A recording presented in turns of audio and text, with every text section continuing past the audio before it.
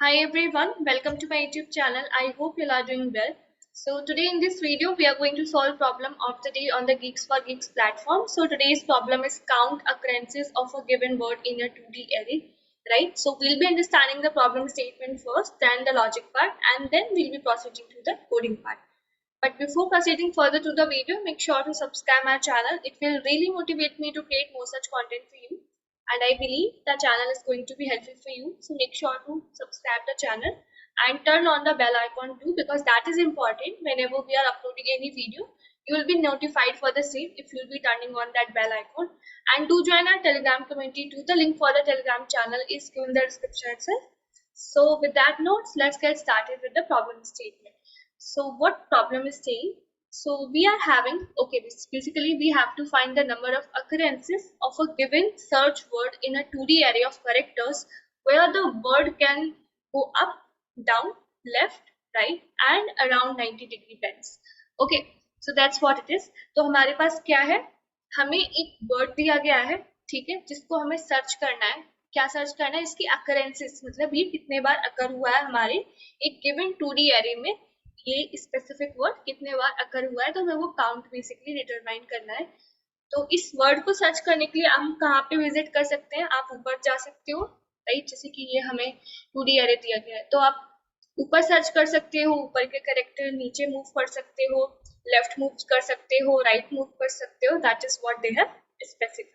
Okay, तो यहाँ पे देख लो हमारे फर्स्ट एग्जांपल क्या है, इससे एक बार समझने का ट्राई करते हैं. रो एंड कॉलम हमारी दी हुई है. रो हमारी 4 रो है एंड 5 हमारे पास कॉलम है, ठीक है. ये हमारी होगी मैट्रिक्स. हमें फाइंड क्या करना है? सर्च वर्ड क्या है हमारा? स्नेक्स. तो हमें फाइंड करना है कि स्नेक्स के गिवन जो हमारा 2D एरे है इसमें कितने अकरेंसेस है. तो यहाँ पे हमारा आउटपुट आ रहा है 3. कैसे समझते हैं इसको?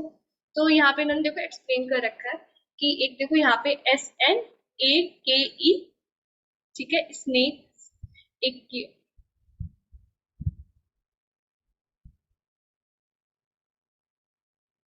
सो एक यहाँ पे हमारा हो गया SNAKES, राइट.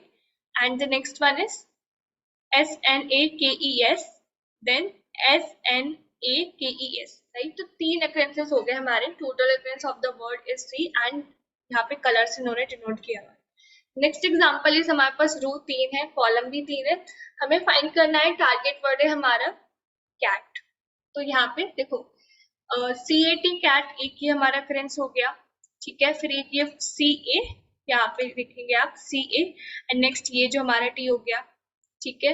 यहाँ पे एक ये CAT हो गया, ये CAT हो गया, राइट. इसी तरीके से आप देखोगे तो हमारे ऊपर ओवरऑल 5 अकरेंसेस है यहाँ पे, जैसा कि इन्होंने पहले एक्सप्लेन किया है.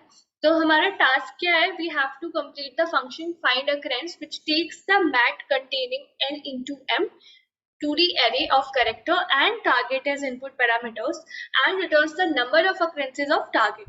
यहाँ पे expected time complexity इन्होंने बताई है, auxiliary space बता रखी है, जो कि हमारे जो भी solution जिसको हम प्रपोज करेंगे, राइट. तो सोल्यूशन से क्या हमारी टाइम कॉम्प्लेक्सिटी होनी चाहिए, ऑक्सिलरी स्पेस क्या होनी चाहिए, ठीक है. तो let's think about it, right. हम कैसे कर सकते हैं?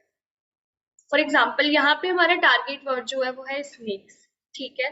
तो सबसे पहले तो हम देखेंगे कि मतलब आप कोई फर्दर सर्चिंग कब कंटिन्यू करोगे? जब आपको सबसे पहले पहला कैरेक्टर तो मिले. जब आपको पहला कैरेक्टर मिल जाएगा तब आप फिर ट्राई करोगे कि अब चलो मुझे बाकी कैरेक्टर भी मिल जाए. तो जैसे कि हमारे पास ये 2D एरे हो गया, राइट. तो यहाँ पे फर्स्ट हमें S मिल गया.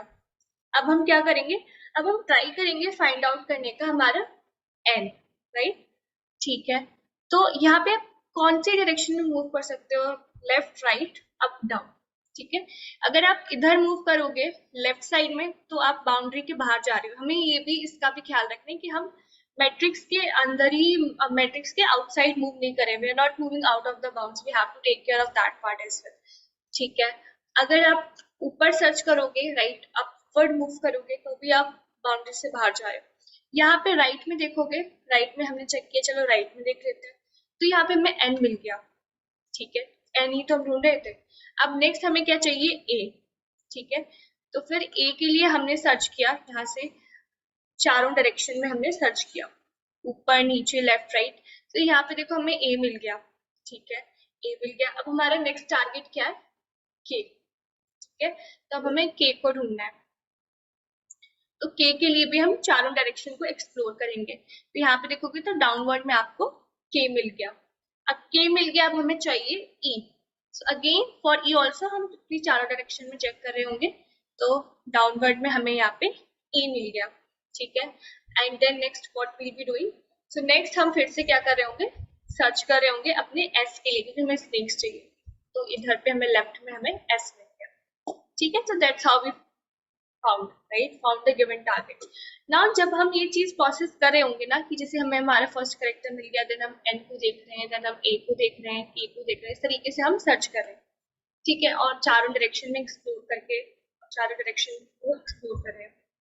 तो जैसे कि आपको एक कैरेक्टर मिला, तो हमें क्या करना रहेगा, इसकी वैल्यू को चेंज करना रहेगा, क्योंकि हम दोबारा इस पे विजिट नहीं कर रहे हैं।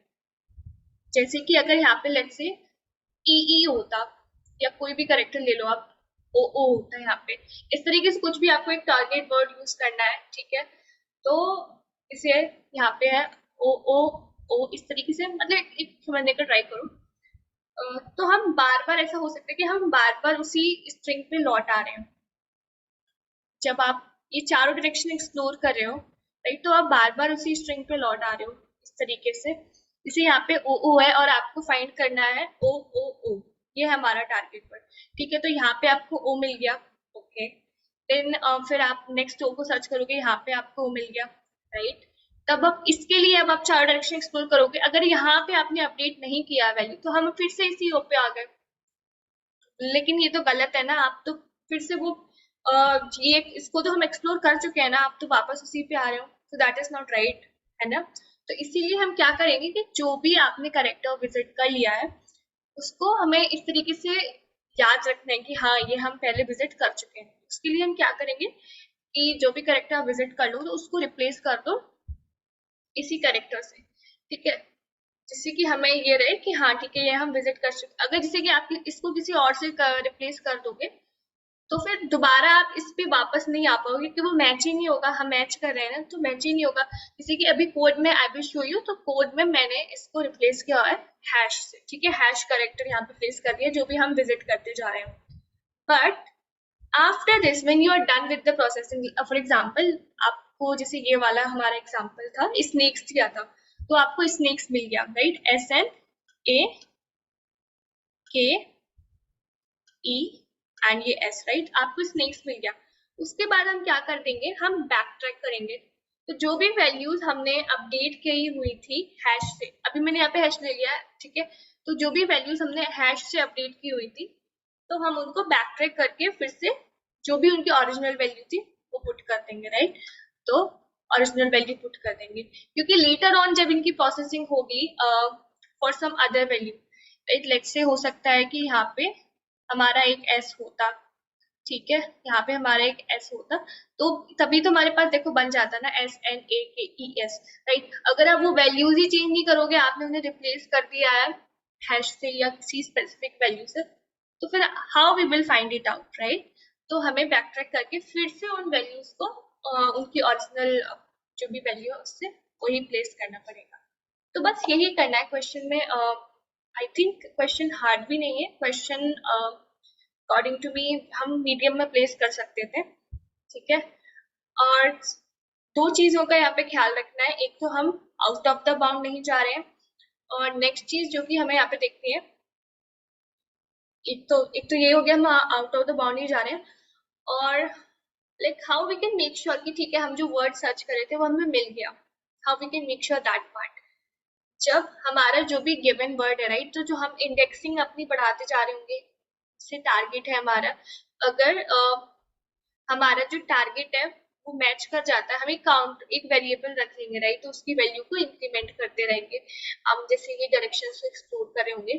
तो अगर उस पर्टिकुलर वेरिएबल की वैल्यू जो है हमारी इक्वल हो जाती है हमारे गिवन जो टारगेट है उसके साइज के, राइट, उसकी लेंथ के इक्वल हो जाती है, तो हम ये कह सकते हैं ना, कि हम कह सकते हैं, क्या कह सकते हैं, कि हमारा जो वर्ड है वो हमें मिल गया है, राइट, कि जब साइज इक्वल हो जा रहा है।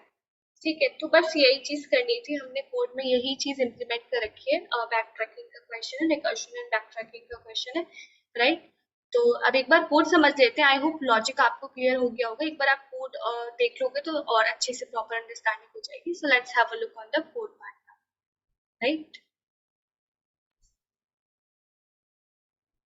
तो यहाँ पे हमारा फंक्शन दिया हुआ था जहाँ पे हमारे पास ये 2D array है एंड टारगेट वर्ड दिया है, right. And this is the result variable that will be returning, so which is basically holding what the occurrences of the given target word. Okay, तो यहाँ पे हमारे दो लूप्स लग जाएंगे, ठीक है, for the row as well as for the column, right. अब यहाँ पे हम ये हेल्पर फंक्शन कॉल कर रहे हैं जहाँ पे हम ये 2D array ij position target and ये to keep track of the indexing part, right. क्योंकि हम ये टारगेट जो हमारी स्ट्रिंग है इसको भी एक्सप्लोर कर रहे होंगे, ठीक है, तो उसके लिए हमने यहाँ पे पास कर दी है वैल्यू।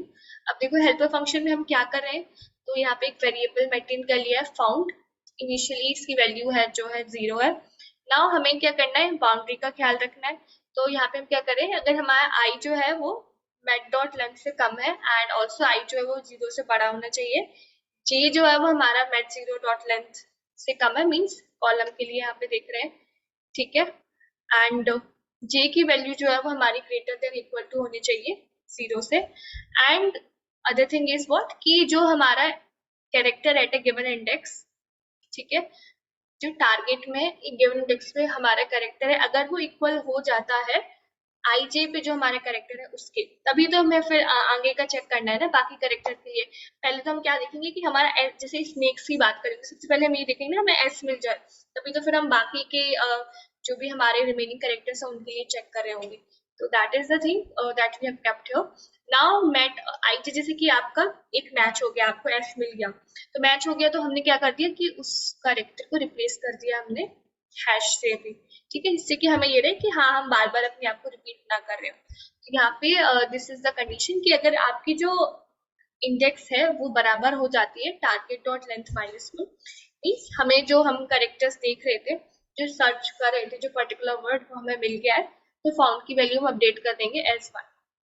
अदरवाइज हम क्या कर रहे हैं कि हम चारों डायरेक्शंस में एक्सप्लोर कर रहे हैं, right, with the position I J minus one, I plus one J, I minus one J, I J plus one, right. तो हम चारों डायरेक्शन में अपने एक्सप्लोर कर रहे हैं, राइट। एंड यहाँ पे हम क्या कर रहे हैं कि बैक ट्रैक कर रहे हैं, राइट। हम यहाँ पे क्या कर रहे हैं, बैक ट्रैक कर रहे हैं, फिर बाद में प्रोसेसिंग करने के बाद हम यहाँ पे बैक ट्रैक करेंगे कि जो भी वैल्यूज हमने अपडेट करी हुई थी, जैसे यहाँ पे हमने जो भी वैल्यूज अपडेट करी हुई थी हैश से, उन्हें हम की ओरिजिनल वैल्यू से पेस्ट कर रहे हैं, ठीक है।